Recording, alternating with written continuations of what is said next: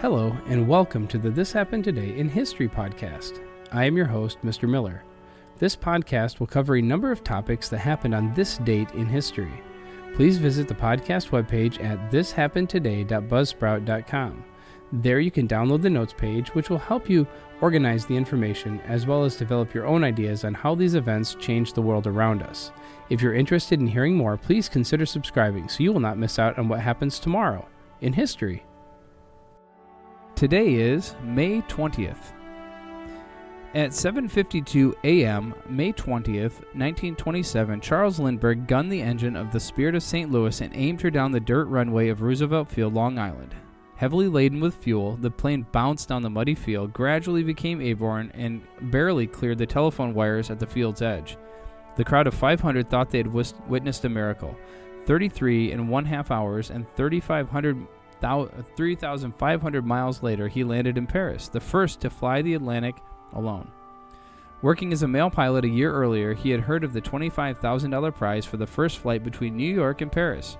Backed by a group of St. Louis businessmen, Lindbergh supervised the building of his special plane and set out after the prize. Other teams were attempting to feat. Some had met disaster. Lindbergh equipped himself with 4 sandwiches, 2 canteens of water, and 451 gallons of gas. Midway through the flight, sleep began to cling to the plane, he said. That worried me a great deal, and I debated whether I should keep on or go back. I decided I must not think any more about going back. On the evening of May 21st, he crossed the coast of France, following the Seine River to Paris, and touched down at Lindbergh Field at 10:22 p.m. The waiting crowd of 100,000 rushed the plane. I saw there was a danger of killing people with my propeller, and I quickly came to a stop, he said. He became an instant hero. The Lone Eagle. New York City gave him the largest ticker tape parade ever, and the president awarded him the Distinguished Flying Cross. His feat electrified the nation and inspired enthusiastic interest in aviation. Bad weather and prospect that his transatlantic flight would be delayed for a number of days greeted Lindbergh upon his arrival in New York. However, on May 19th, a favorable weather report predicted a break in the rain, prompting Lindbergh to make his attempt the next day.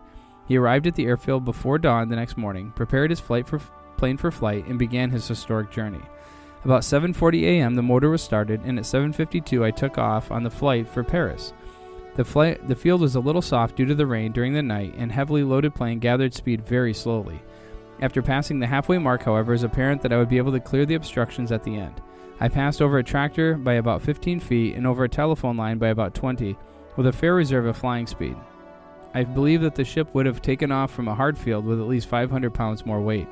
I turned slightly to the right to avoid some high trees on a hill directly ahead, but by the time I had gone a few hundred yards, I had sufficient altitude to clear all obstructions and throttled the engine down to 1,750 RPM. I took up a compass course at once, and soon I reached Long Island Sound, where the Curtiss Oriole with its photographer, which had been escorting me, turned back. Lindbergh continued his flight over Cape Cod and Nova Scotia and headed for the open Atlantic as darkness fell. Darkness set in about 8:15, and a thin, low fog formed over the sea through which white bergs showed up with surprising clearness. This fog became thicker and increased in height until about 2 hours I was just skimming the top of storm clouds at about 10,000 feet. Even at this altitude, there was a thick haze through which only the stars directly overhead could be seen. There was no moon, and it was very dark. The tops of some storm clouds were several thousand feet above me, and at one time I attempted to fly through one of the larger clouds. Sleet started to collect on the plane, and I was forced to turn around and get back to clear air immediately, and then fly around any clouds which I could not get over. Lindbergh flew all over Ireland and then England at an altitude of about 1,500 feet as he headed toward France. The weather cleared and flying conditions became almost perfect. The coast of France and the city of Cherbourg passed beneath his wings as darkness fell a second time during his flight. The sun went down shortly after passing Cherbourg, and soon the beacons along the Paris-London airway became visible. I first saw the lights of Paris a little before 10 p.m., or 5 p.m. New York time, and a few minutes later I was circling the Eiffel Tower at an altitude of about 4,000 feet. The lights of Lindbergh were plainly visible, but appeared to be very close to Paris. I had understood that the field was farther from the city, so I continued out to the northeast into the country for 4 or 5 miles to make sure there was not another field out which might be Lindbergh. Then I returned and spiraled down closer to the lights. Presently I could make out long lines of hangars, and the roads appeared to be jammed with cars. I flew low over the field once, then circled around into the wind and landed. But suddenly a hysterical, ecstatic crowd broke through the retaining ropes and stampeded toward him, cheering and shouting. As he opened the door, he was lifted down, hoisted onto the shoulders of the police, who carried him through the surging crowd. Cries of Vive! Vive! Ringing through the night. He had conquered the Atlantic alone, covering 3,610 miles in 33.5 hours. He had won the Orteig Prize. From the balcony of the American Embassy the following morning, he responded briefly and modestly to the persistent calls of the great crowd which had gathered. For hours after he had retreated back inside, they shouted, clapped, and waved their hats and handkerchiefs. In the days that followed, his fame as a hero grew to unbelievable proportions as he took Europe by storm. The President of France pinned the Legion of Honor upon his lapel of his borrowed suit, and thousands of messages poured in upon him. It was as if everyone saw in him something they sought themselves, a spirit of adventure and achievement in life. Somehow he represented the symbol of hope in a weary world, for there was something unique about his integrity, courage, and indifference to honors. He had started with no purpose but to arrive. He remained with no desire but to serve. He sought nothing and was offered all.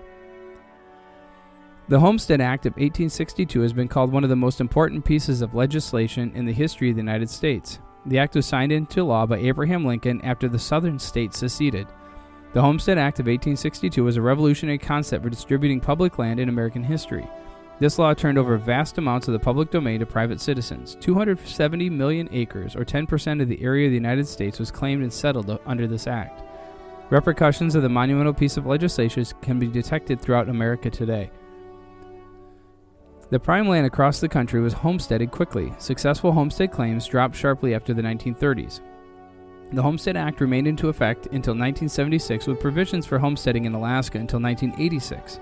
A homesteader had to be the head of the household or at least 21 years of age to claim a 160-acre parcel of land.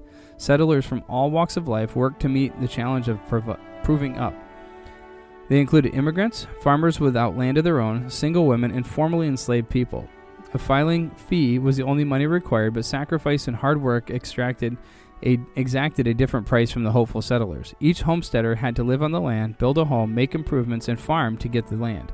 The patent they received represented the culmination of hard work and determination.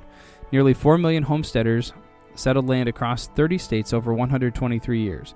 The Homestead Act of 1862 allowed anyone over 21 years of age or the head of a household to apply for free federal land with two simple stipulations. Number one, they must be a citizen of the United States or legally declare their intent to become one. And number two, did not fight against the United States or aid enemies of the United States.